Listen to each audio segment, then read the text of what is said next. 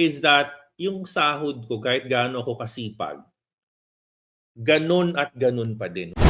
Gainfully employed, no? Kung tutuusin, medyo okay na yan. Pero well, if you think about kung gaano karaming gastos or kung apat ang anak mo, kulang yan. Kulang yan.